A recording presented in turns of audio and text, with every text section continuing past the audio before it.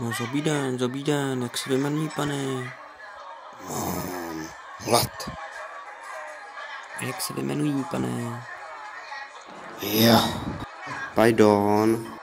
Já jsem Davy Jones a jsem Chobotnice. Aha. Tak, jistě, pane, tak pojďte se mnou do kuchyně.